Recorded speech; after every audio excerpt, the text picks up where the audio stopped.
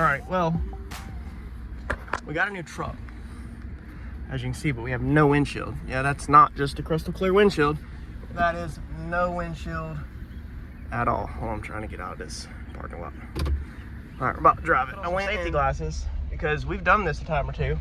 When you get these wrecked vehicles in, you gotta drive them. You gotta make sure the transmission's good. You gotta make sure it shifts. Buckle up. And well, when you have no windshield and it's been sawed out and busted out, there is a ton of glass dust all over the dash, as you can see, glistening. Now, normally when you get a windshield sawed out and replaced, another one goes right back in and you don't drive it. So therefore, let's get around this truck. So therefore, you never get any glass in your eyes because you have another windshield in, but I don't have a windshield. So all the glass shards and everything are blowing all over my face, my hair, and me. And I don't want it in my eyes. Let's go and make sure this thing runs through all the gears. Make sure there's no check engine lights that pop up.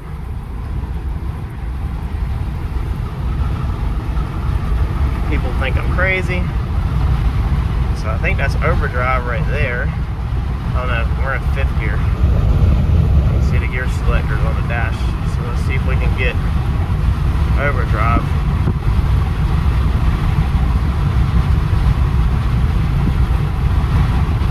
Oh, it actually might not go in 6 at this speed. What speed are we at? Now we're at 50. There it goes.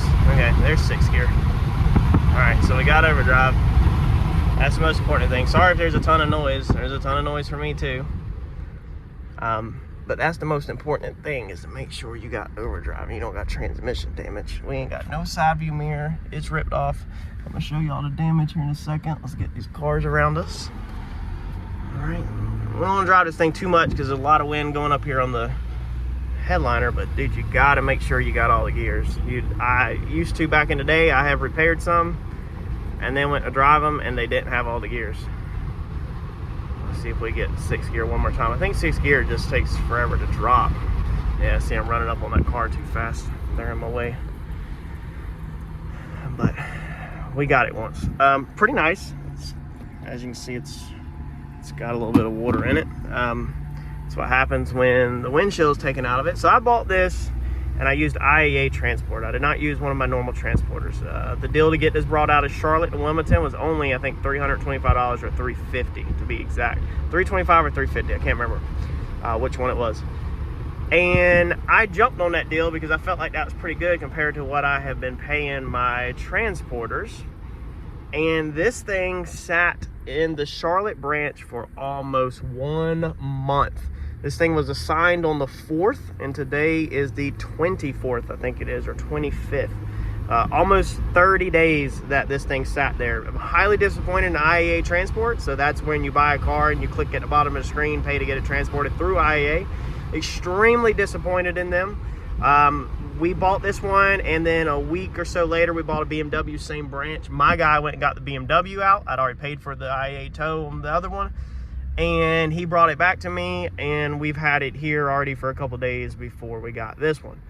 So highly disappointed in their transportation services on this one. They dropped the ball, and if they're ever watching, then you suck. You flat out suck. So let me get out and I will show you all the damage on this thing and what we got. Pretty nice on here. So this is an XLT. I think this is a 15 or 16. I can't even remember what I bought, honestly. But it's got leather seats. It does have heated leather seats. They're just on the side. We actually had the seat warmer flipped onto that, but there's only one level. The XLTs in these trucks are actually pretty freaking nice. I didn't realize how much comes with the XLT in these newer trucks. Honestly, this is the first one I've had besides the white work truck. 4-wheel drive. The air conditioner is super, I mean, just what you need, the basics. Somebody had put an aftermarket radio in it, so it does have the reverse camera, but the interior is super clean. It's only got 112,000 miles on it. It's a 2.7 EcoBoost. So we're going down, I mean, it's got a lot of pills. We're going down from a diesel, but we have no reason to tow anything anymore. We're getting rid of, it's got electric pedals, electric power brake. We're getting rid of the race car, so we won't ever be towing a race car to a track again. Oh, these are cat skin. That's what it is. Does anybody know, can you get these from the factory, or is this aftermarket? I did see a couple trucks when I was shopping for these with these exact like covers, but there's the little heated seat, so you just flip it on or off. It's pretty simple on the XLTs. I've seen a couple trucks with these. One thing I was excited about with this truck was the bed cover. So the bed cover is pretty cool to have. Let's see here. Cigarette lighter in the back for the kids' tablets. I mean, dude, this is literally everything we need now that we're getting ready to race car. We're getting ready to race car trailer. The door is damaged right here. I don't know if that's usable. I might try to get a door. I don't know. I hate to get a door over that. Might just try to bend that back, see if we can get a mirror on it. I know we can straighten that out, body fill that. The fender, I was gonna straighten it and use it, but it is rolled in, so I think I'm gonna try to get a fender, and the hood is only damaged right here. What sucks about this is this aluminum. It's dented up here, so I'll probably have to drill holes from the bottom and beat it out, because you can't weld it and do a stud weld, and I do not do glue pulls. I don't participate in the newer technology and stuff that all the body shops are using. I do old school stuff basically. We're gonna put 35s on it, leveling kit, full drive. Gotta figure out if there's holes behind here. We'll check that fender. If anybody knows if there's holes behind here, comment, because we'll probably debadge it, or we'll get different badges. But man, I mean, dude, I paid $10,000 for this truck like it is, and that's literally all the damage is up front. One mirror, need a windshield. It's got a little bit of a dent. Let me show you on that side. Up on top of the roof that we're gonna straighten out, and then we will paint the roof black. So you can see that right there. All right, so I need to get my glass guy to drop off a windshield so we can fit it. Fender, probably fix the hood. I'd love to have a cowl hood, but I need to save money also. Probably fix the hood, replace the fender, try to fix the door. Put tires on it, 35s on this one. We're not gonna go 37s, we'll go 35s. It'll be the first time in a long time I've had 35s. Somebody put a performance sticker on there. Love that it's got the reverse camera. Wow, dude, this thing is nice. It's too nice for me, honestly. So it's got a nice bed mat, carpeted bed mat in here. I love this thing. So when we went with John to Texas, Donald had one of these Rollocks covers, and it was just the nicest thing in the world for traveling and keeping your stuff in there. Yeah, that's super nice, man. Man, this bed mat, I love it, but holy crap, it is probably going to get messed up. We'll try not to mess it up though, because that's stupid freaking nice. Dude, this is a nice truck. 2.7 EcoBoost. I'm excited. This is perfect. I actually sold the 450 Platinum yesterday, $28,000. Got it out of here, so y'all definitely missed out on a deal on that one. That was a lot of truck for $28,000, but this is the new rig. Get this thing up on mud tires, get some stuff done to it, and dude, I'm excited. This is perfect. $28,000 on the Platinum, paid $10,000 for this. It shouldn't take much at all to fix this. And then I took $1,500 and bought our teenage daughter, a BMW. So this is her BMW, it's convertible. It's gonna be her first car. So we bought a Beamer for her. It needs to be cleaned up. This is actually a clean title, repossession, but this should be a nice first car. And I bought the wife a new vehicle, well, newish. So she's got this Mercedes, 160,000 miles on it, I think, and we bought a Escape Limited that I'll show you here in a minute back here in the shop with only 60,000. It's a 2011, that's a 15, so we went down a handful of years, but we knocked 100,000 miles off of the odometer by going down. It's cleaner, gets better gas mileage. It'll save us, I think she said, like $80 a month just in fuel alone on switching from that. Switching from the diesel to this, we should probably save $100 to $200 a month going down to a 2.7 EcoBoost compared to that 450 Platinum diesel. That diesel was getting about 12.4 miles per gallon, and diesel fuel is obviously higher than gas right now. We bought this truck, we bought the Beamer, and we bought the Limited back here for $15,000. So I paid $15,000 for all three vehicles with transport, and we got 15 and 15 is 30, so what is that? We got roughly 13,000 left over to do the repairs and then to put towards land, hopefully. Now we just need to get rid of the freaking race car. This is what life looks like whenever you sell your truck and you're driving flip cars. Look, that thing used to have a scoop on it. You see that? You see the outline of it? To help get them ready. So everybody knows that we buy and sell cars. Oh, door handle's broke, so we gotta open the back door. And then lean up here and open the front door to get in it. We got to fix that. Oh, it did not just close on me. Oh, dude. So, we obviously buy and sell cars. And when we do buy these cars,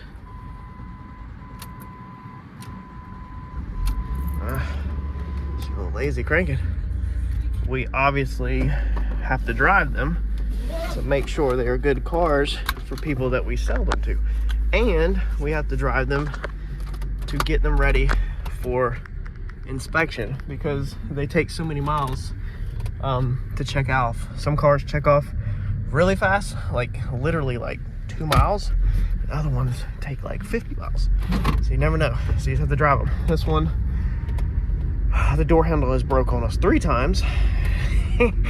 Eddie has fixed it twice. Well, no, it's broken on us 2 times. Eddie has fixed it twice, and now it's broke for the 3rd time. There's a little plastic piece on the inside. It keeps breaking. I think the door has a little bit too much tension on it. Keeps snapping it, so we have to fix it. But anyway, we're going to the shop. So we're heading back to the shop to work on this EcoBoost and start a couple things we need to get done on it. All right, one more thing I did notice on this is we got a little bit of water down here. So we need to get all this trim out right here, and then we're gonna get some air movers under the carpet and get water dried out the console. And then I need to work on getting that lip up. The fender is local. Somebody has the fender local, so I'll go get that tomorrow. And we need to try to straighten this hood out. So I think I'm gonna work on some of that tonight.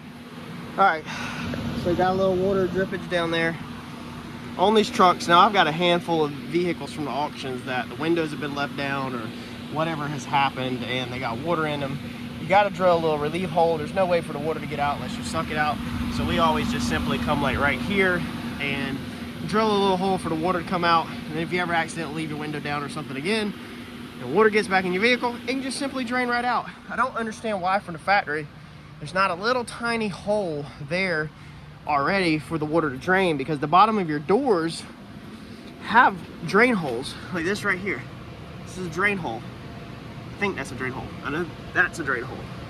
So there's little holes in your door where if water gets in them, they drain right out. I mean, they're designed to do that. So you would think it'd be nice if they put one right there. That's where I drill a hole. A bunch of trash in there. Because it collects in that little pocket. So if water goes in there, it starts as a trans tunnel, then it comes down to the floor, and then it steps out to the little tiny piece. So if you get water in your vehicle, it's not all inside here. It might wet the carpet, but it's gonna go in that little track. So if you'll get that little track where it has a little drain in the front, because the vehicle sits downhill, then it will naturally just drain right out. So we gotta let these carpets dry out with these air movers on them overnight, and then I'll probably do a little scrubbing to the front. I mean, they're not that bad. They're pretty freaking clean. The backs look clean. They feel dry. I don't think there's nothing going on in the back. See, I opened that door up and water literally was trapped in that pocket and just come out. These don't feel wet. Let's see here. Now there's gonna be water in this track right here. It's gonna back up. So as the front fills up, it's gonna back up in the track. Yeah, so there's just, I mean, there's barely any water. A little bit of moisture in that, but sticking my hand underneath there, it's got a little in it, but not, I don't think it's crazy enough to put an air mover back here. Let's see here. No, not really. So up in here, it's all dry. It's just right here along this centerpiece is a little damp. Let's take the other side out. We'll just kind of let that do its thing in here. I had checked it a second ago. Let's see here. I hate these clips. The way they do these freaking clips on these, they do them on the Ford cars the same way. I hate them. So that's the same way. Sticking my hand way up underneath there, it's dry. It's just right here along this lip. So we'll leave all that open so it can air out. If we have to shoot an air mover under the back carpet, we only got 2. We can do that next. But we'll get this front section dried out.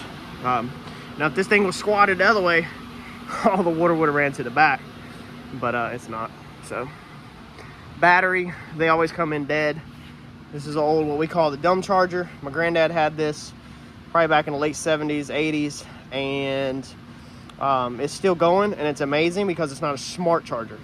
So these smart chargers, like I've tried it on the smart charger first, and it only sensed 1 volt, so it was only kicking 6 volts at it. I don't like that. Never works good for us when we have a completely toasted battery. We do 100 cars a year on average from the auction, and a lot of them are completely dead, no voltage.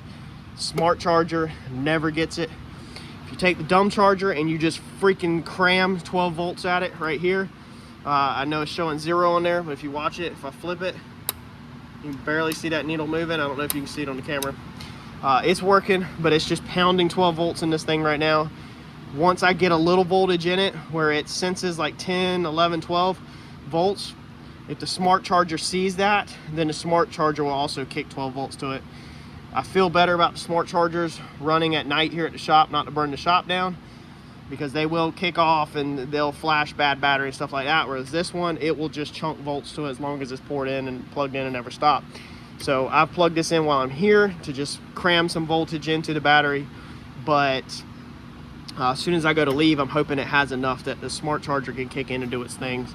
BMW out front, I just showed you, was completely dead, 1000%, and we drove it actually around, and the alternator was able to cram a little bit in it, just barely enough for this to recognize it. I think it was recognizing like 10 volts. After over 24 hours, probably like a little over 24 hours of charging with this one and resetting it 2 times, we now have high 90s percentage on the battery that it's holding without us driving it. So that battery should be good to go. Hopefully we can bring this AGM battery back, and we'll be good to go. So the wife's vehicle, I'll show you real fast on that while we're getting started. This is what we bought the wife. So this thing is hit in the front right here. It's knocked back. Pieces are falling off of it. This is a 2011 Explorer Limited. So this is a very nice vehicle, even though it's an 11. It only has 60-some thousand miles. I think like 66. It's super clean besides all the dust I just stirred up. I got a flashlight on. It's 3rd row. Back in 11, did they have 2 sunroofs, I guess? Looks like it. But this is a super nice vehicle. So I was able to buy all these vehicles out of selling my Platinum. Earlier I misspoke. We have 15,000 left over after paying off these vehicles. Not 13,000. She did tell me we have 15,000. So I'm on the hunt for this one. Let's see here, 65,000 miles. Progressive 2011. I didn't want to go down to an 11 really, but these Explorers bring pretty good money actually when they go up to 15, 16. And this thing only having 60-some thousand miles is really hard to find. So I think I paid like 2,500 bucks for this thing, and this thing is loaded for the 11 model. A little older than I want. Like I said, I don't really like stuff that's 10 years old, especially on her vehicles. Trucks are a little different, but it's still a really nice vehicle. So I don't know if we're gonna keep this thing long term. You can see the negative's already disconnected. Eddie's already crammed voltage to this thing, I think, and brought this battery back over the past couple days that we've had it sitting here. You can see that tire's knocked out that way. This tire is completely flopped out that way. It's got a bent tie rod on the back. We got it here. I just ain't put it in. I need to work some overtime. Once we get a tie rod in, we'll test drive it, make sure it shifts. We'll drive it just like this with it wrecked. Make sure it goes through the gears like we did the F450, and if it goes through the gears, we'll move forward with the repair. I'm chasing a parts vehicle next week, a flood. I'm actually trying to buy a flood vehicle, an 11, same exact color, pearl white, so I won't have to paint anything. Even though I'm a painter, I try not to paint stuff. And then I'll probably just pull this out, either pull this on the frame rack, re-weld it back in, just get the bolts where they line up. All right, so on the hood, all the damage is like right here to this outer area underneath here. So I'm gonna take the cutoff wheel. I'm gonna cut me a access hole right here so I can get in there and work. Let's see here. All the damage is roughly It's roughly like right back here, so I'll probably try to get right here up to about here. Like I said, I don't do glue pulls. I don't buy any of that stuff. I don't mess with any of that stuff. I figure out other ways to do it. This don't cost me anything. Cut this open, take a hammer, some sockets, beat it out, skim it with body filler, and I got less money in it than somebody paying for glue and all that mess. Like I said, I'm just not interested. I'm not interested in keeping up with the automotive industry and all the crap, the never-ending crap that is out in repairing vehicles whenever I can do stuff perfectly fine just like this. Let's go.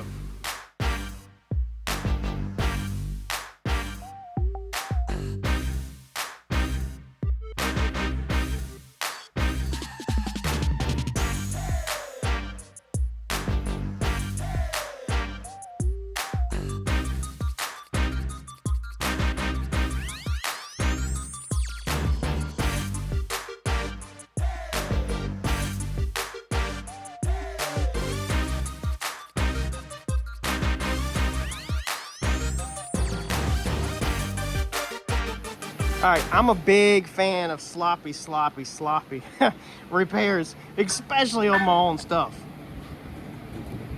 Get this thing back up here. So a little air hammer work, and we got it where it is bondoable.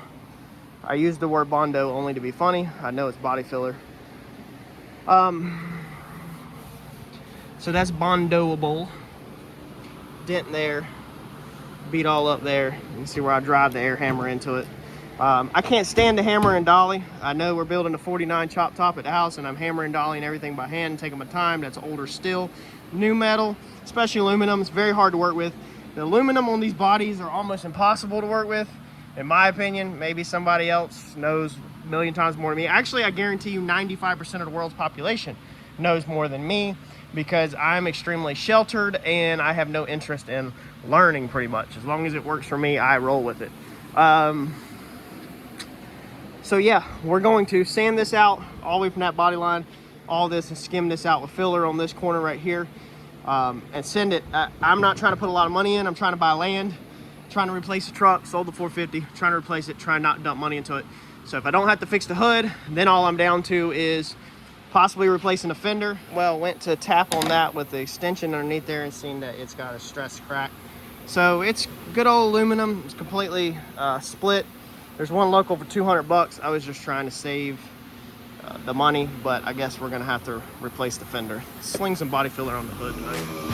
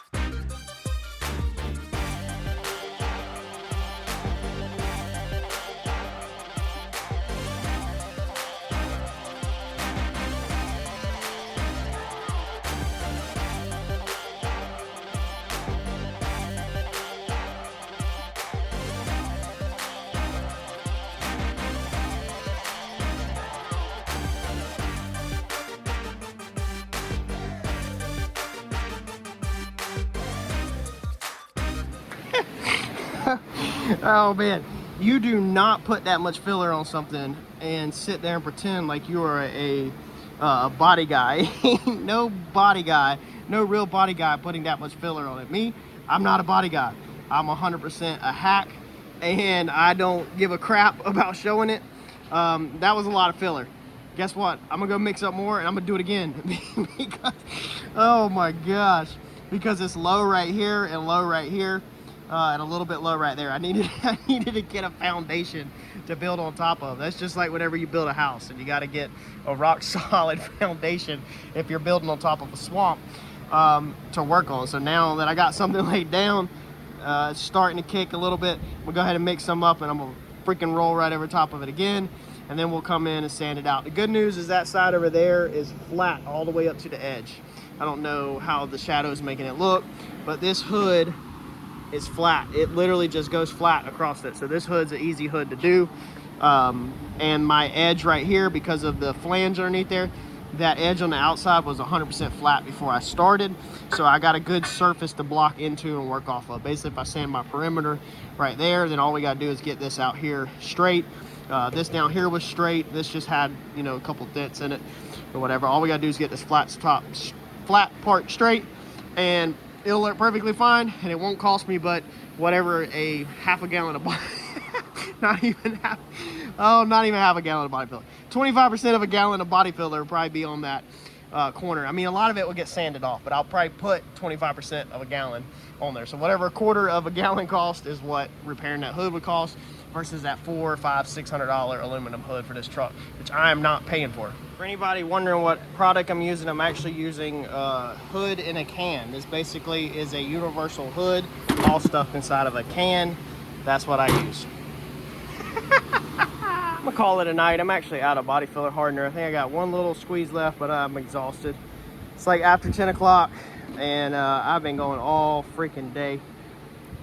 Definitely not turning out bad though, and you actually can't even feel the weight. Sometimes, to be real about it, sometimes I put so much filler on one side that when you pick the hood up, you can feel it heavy on that side, and it's not actually, you don't actually feel it. I mean, you can see we're all the way to the metal there, there, there, and there. Them are our 3 high spots.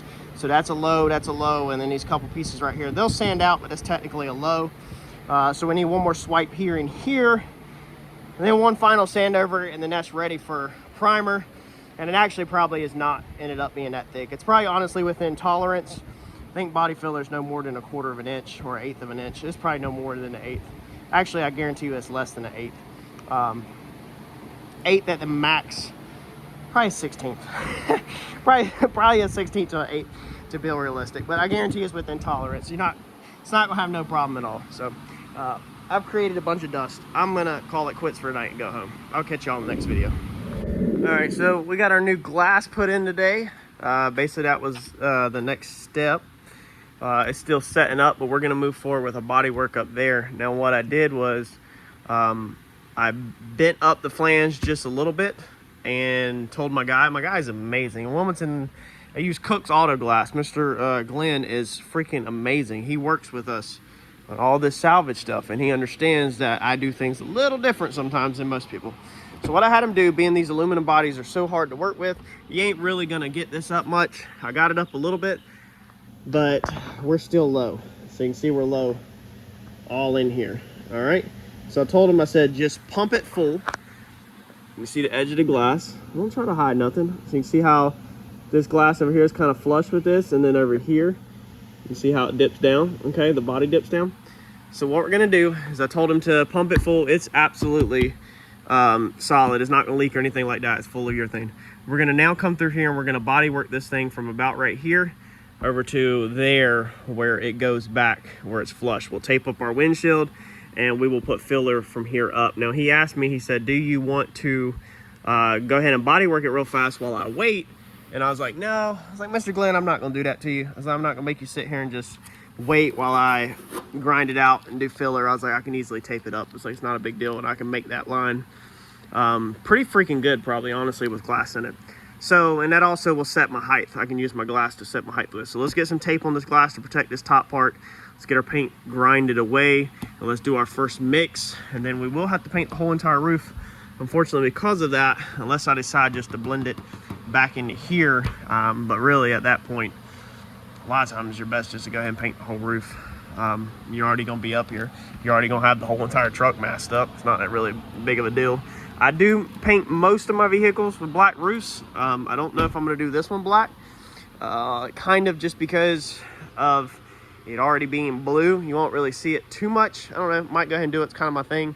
And then I ordered some more stuff for this thing today. Wife picked up the fender for me, but I forgot it at the house in her Mercedes, which is fine because we're going to be stepping all over this one, getting on and off up here. I had Mr. Glenn leave all this off so that I can stand up here, don't put my knee on the windshield so I don't crack it, and hopefully be able to body work that without too big of a problem.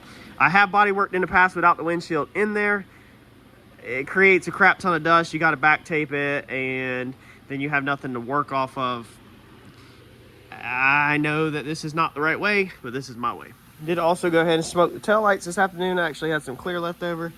I got trash all in them because I literally smoked them right here on the forklift, right here at this bay door, covered in all of this crap. So wind was blowing around. The tropical storm is coming in down in Florida, and we get a little bit of side effects off of it. They're kind of gritty.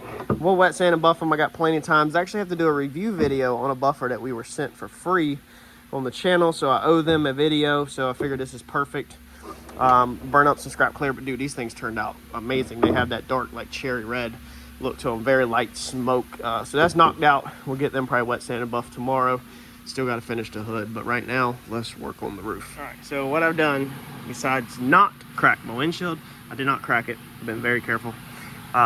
Is I put tape, obviously, to protect the glass while sanding, and then I have actually back taped tape to the roof. So I have got it down, worked it down in there. Forgot my air blower, so I had to blow it out manually with my mouth. So I got some dust in there probably still. Okay, so now what we're gonna do is we're gonna swipe this with filler, and we're gonna wiggle our filler up to this tape. And then right when the filler starts to kind of set up where it's not gonna fall and roll, we'll pull this tape out, and that will build our edge so we don't have to go cleaning out and digging our edge out. I'm trying to do this video, you can kind of see it better like that. Try and do this video a little bit different, honestly. Not setting up all the tripod and just working. I guess I'm gonna do this video one hit straight through. Might be pretty long, but I'm gonna take y'all on the journey and show you the whole entire process of exactly what I've done, basically. Just step by step, not a how-to, no entertainment. Basically kind of like a vlog in the life of real salvage hacking. All right, so that's good enough for me. This squatting mess right here on this windshield wiper cowl, putting no pressure on your knees, hardly on this windshield, holding yourself up here with one hand, is really burning my feet. So we're not gonna worry about all the pinholes that are in it. There's a nasty pinhole right there. We're not gonna mess with none of the pinholes or anything. When I prime it, I'm probably just gonna dab some in a little bit thick, unless I mix Dolphin Glaze up on the hood here in a minute, and I might hit it with a little bit. I don't know, we'll see. I'm not worried about this perfect. It's obviously high right here in the center. This gap across the top is not perfect, but it is flush. So when you look at it down from the ground, it's flush, and you can't hardly see this area. I mean, this area is all the way up top, making sure this all felt solid. Felt like it moved, but it's not. It's just there's so much flex in these aluminum roofs. It is freaking crazy. I'm not used to working with anything really that's that much flex. We don't do a lot of these newer stuff, honestly, because I don't flip them, so I don't really do them. But I'm not looking for perfection up here at all by any means, because you won't really see it in the ground at all. So that's good enough for me. We're gonna send it. All right, I guess you can see the rain starting. I guess the outer rain of the tropical storm, or is it category 4, whatever the thing is coming down there in Florida. We got Bondo body filler, baby. So that thing turned out pretty good. It's got pinholes in it, but again, I'm cutting corners on this one because I gotta fix my truck, I gotta fix my wife's car, I gotta fix my daughter's car, I gotta fix all the customers' cars, I gotta keep my business going, I gotta work on the 49 Plymouth at the house. I got a lot going on. So if I can cut corners, I'm cutting corners. So we're gonna fill these pinholes in, we're gonna put this primer on really thick. We're gonna do what all body men hate and no real body man would actually do. A real body man would never fill in the pinholes with primer. He would always use dolphin glaze to fill in the pinholes and never do what I'm about to do, but I'm gonna send it. Let's go.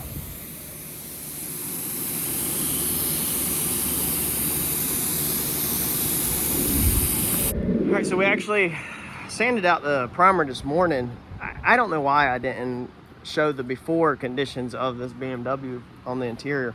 It was bad. It was real bad. I mean, you can see I haven't touched the door panels yet, but you can imagine how bad. I mean, you can't imagine how bad this car was. There's no way for you to imagine how bad this car was. The carpets was disgusting. Some chick had it, and it had like a million probably Scentsy smell good stuff spilled all in the carpet, and it was just like sticky. Everything was sticky. It smells really good, but it was so bad. I should have picked the phone up, but I was working late today on Friday. We closed at 11, and I just kept on getting it. Didn't stop for breakfast or lunch. These seats were black. I got a before picture actually that I'll drop right here and show you real fast. At least I did take that.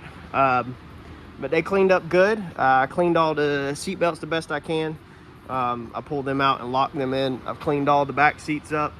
I power washed basically in Purple Power everything, man. There's no way to get this stuff clean. I've pulled the carpets. I always cut my carpets. If you do your carpet, a little cheater is to cut your carpets down the center around everything. That way you don't have to unbolt hardly anything in the center besides get the console out. The carpets, I guarantee you I've got an hour to hour and a half in these carpets alone, and they're still not perfect, but these things were like, I don't even know how to describe it. I mean, they were just so nasty, so nasty. This one over here is the one that had a ton of like Scentsy stuff spilled all in it. You can't really get it clean. Some pink stuff back there. By the time you put floor mats in this, these things will look freaking amazing. And I know that my daughter is in a car that is truly clean, that there's nothing hidden underneath the seat. There was a couple blunts on that side and stuff like that, and now I know that when she gets in it, I will have combed every inch of this car, including the engine bay, and know that this car is truly clean. So if we drop something under the seat and we stick our hands under the seat, we're not pulling out a nasty moldy french fry, because underneath the seats are freaking 100% clean all the way down to the seat tracks. The seat tracks, the sliders are cleaned. Everything is 100% as clean as you can freaking get it. I still have to clean all this back here. I kind of just took it apart. I'm not gonna take it out. It's not bad. I can spray bottle all this and scrub it down and be good to go. Put some towels down, but I wanted to just get this done so I'm not super overwhelmed. I'm about to call it a day, let this stuff drip dry, and then I will put the carpets back in probably, and then, well, I might wipe the panels down first, and then get the carpets back in, get interior, move back together before we move on. Like under the hood, we got a misfire. I think it's the coal pack all the way in the back. People are too lazy and too stupid to, I guess, get back there and do it, so you end up with check engine lights and people just riding around, man, no care in the world. Got to go through all the center console stuff. Look at the center console. This is the level that the whole entire car was. Carpets, under the carpets, everything. This is the level. This was a repossession. This is what happens when you buy clean titles. So this was a clean title. The reason why normally I don't buy clean titles is because of this. A lot of times salvages, I don't know, man. They're just, a lot of the salvages that we buy are pretty clean. They're not like that. A lot of these repos, they're just people that just don't take care of their stuff. But yeah, we got to get all this cleaned up. I'll Purple Power all this real fast. This one I'll probably be a little more careful with. Probably just soap and water. I don't want to discolor the wood grain or the black or nothing, but I'm gonna go and Purple Power this, let it drip dry, and then get out of here for today. And a lot of y'all that are not new to the channel, you've seen me do this, but this is basically how I do it. If anybody new is watching, I literally Purple Power everything. Aux connections, USB connections, electrical switches, everything I Purple Power. And then when I'm done scrubbing it, I power wash everything. The success rate of this is pretty freaking high.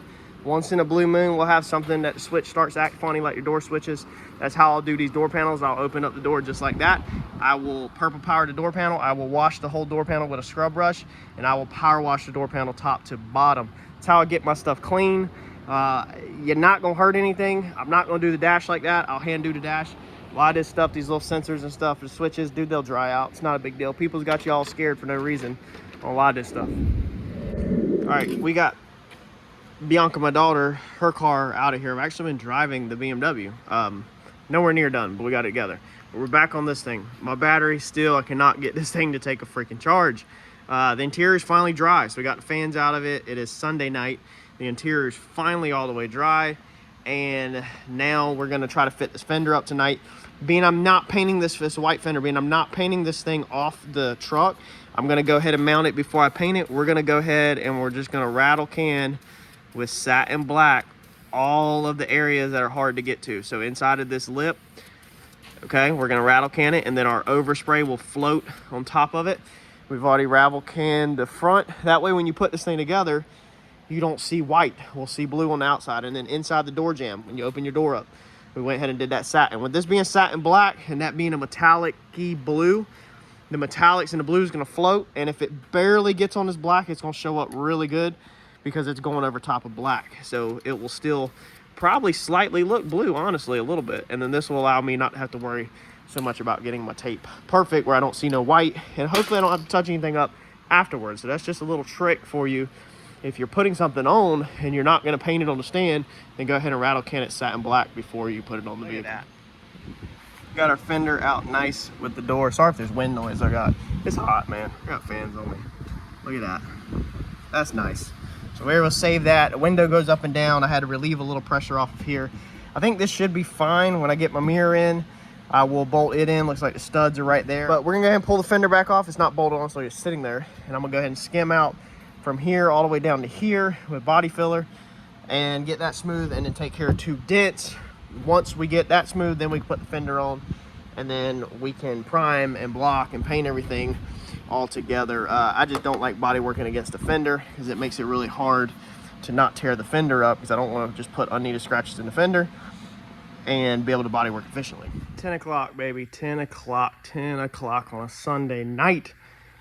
She's all together. Primer tomorrow, out of town. We're out of town half day Monday. We're out of town all day Tuesday, and then I'm back in the shop on Wednesday. Gonna have to pull some more nights, but we're gonna get this thing together, and man, this thing's gonna look sick when it's done.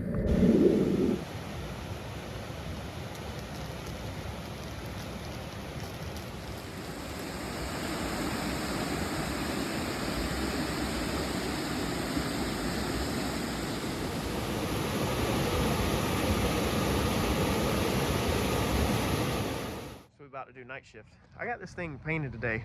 Look at that. We got to paint the hood. The hood's over here off to the side. We didn't get the hood ran. I did it separate just to make it easier. It's easier to control trash sometimes when you're not doing so much. But I want to show you real fast this other car that we slammed together on paint real fast. I actually did 2 today. Not only did I paint the roof black on that truck, plus I painted all the repair stuff blue. Painted the front end of this one. This is a flip car, a dealer car. And then we also painted this one. Check that color out. Dude, I love that color. It might look whitish on the camera, but it's actually like a grayish. It's like one of them cement gray colors. This thing is fresh out of cheap single stage. Not gel, but just cheap single stage paint work, I guess you could say. That little Civic is going to be pretty cool.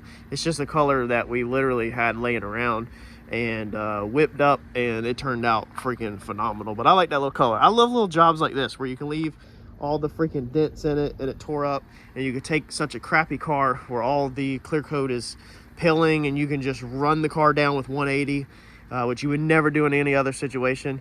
Run the car down, the whole entire thing 180, knock what you can down, and then just put 2 coats of really thick single stage over it. Didn't do the door jambs, but the door jambs are silver, so they don't look bad at all when you open the door. So this thing is turned out perfect. Get the wheels cleaned up. That's gonna be another car for sale. So we literally just pound out dealer cars, like just back to back, man, like barely let them dry and then shove them outside. Here's another little car that we got in today that we're gonna be doing. This thing is absolute train wreck. Body filler popping off. Looks like they went right over paint. I mean, it's not even scuffed. Look at that. Might do video on this car. I'm not 100% sure yet.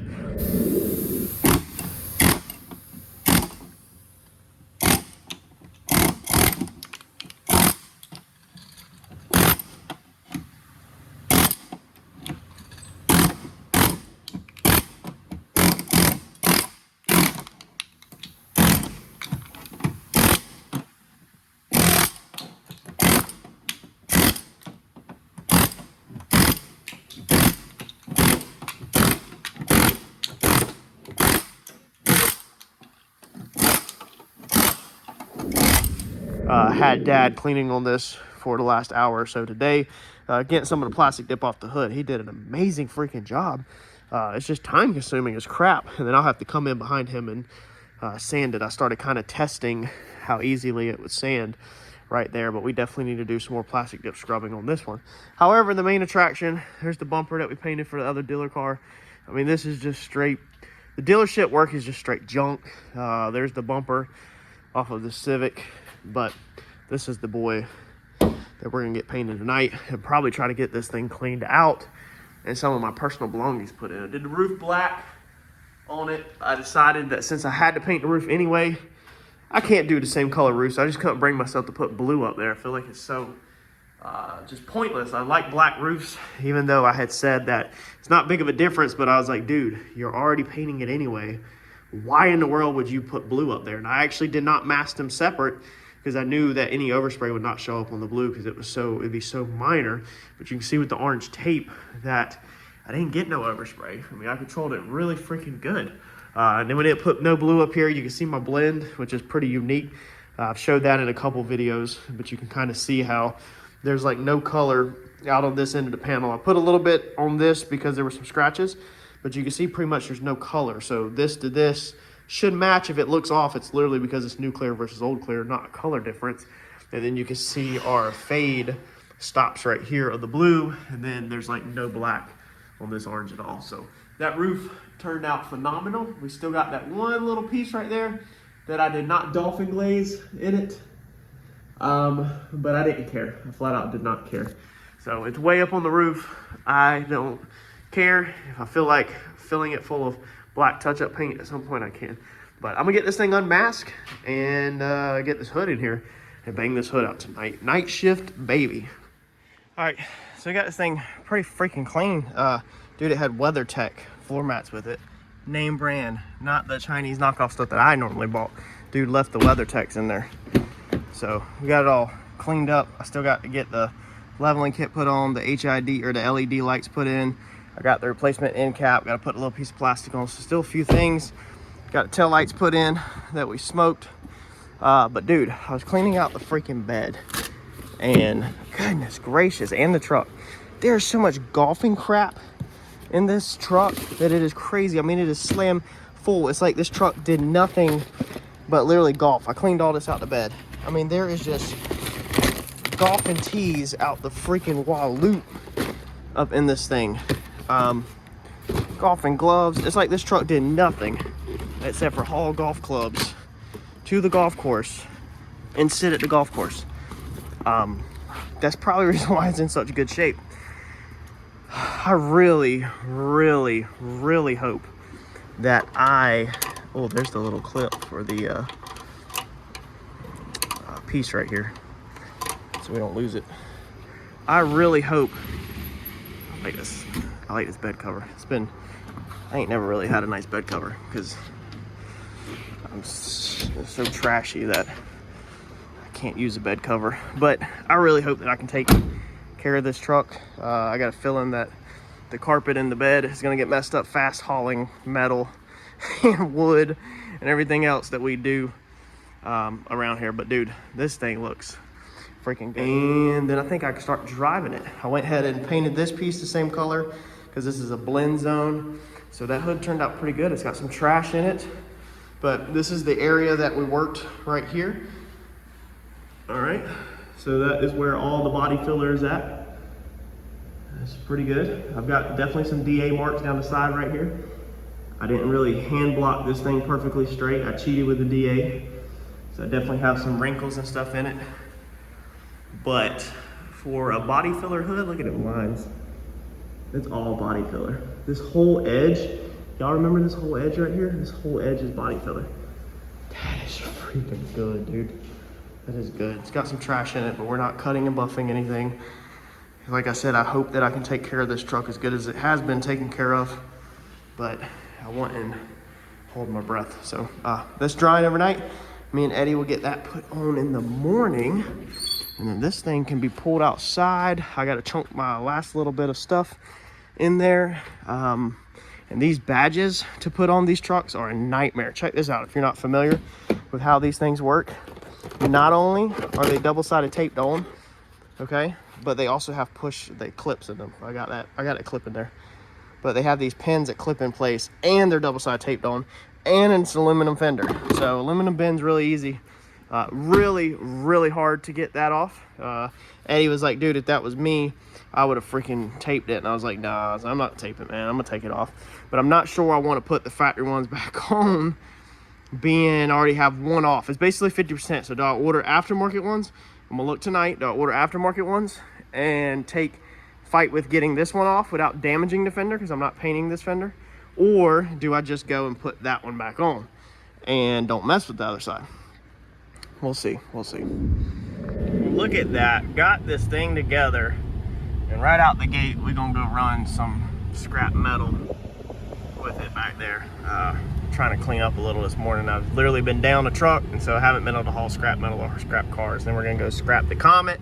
I meant the Maverick, not the Comet, the Maverick. We're gonna go scrap the Maverick and scrap some more aluminum. She cleaned up nice though. I'm happy with it, man. We're chasing still two things: airbag light, kind of pointing towards the clock spring at first glance, and then a tire pressure sensor, which I think that's because this is an XLT. Somebody's got the chrome wheels on here, maybe lariat wheels, and swapped the wheels over and did not swap the tire pressure sensor. So we're gonna have to put tire pressure sensors in, but we're about to change tires anyway to some bigger mud tires, and we could throw them in at that time.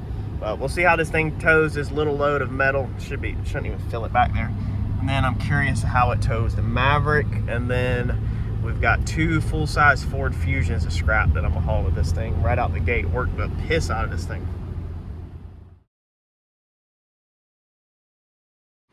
All right, I've already been on this thing for an hour or so. Had to replace the inner tie rod on that side. It's completely bent in half, so got it off of this lift and got it up here on the frame rack. Power steering has a malfunction, so it don't have electric power steering, but pardon the wind noise, we got some grounds cut right here, so hopefully that's has to do with it. These grounds run right up front, probably near the power steering.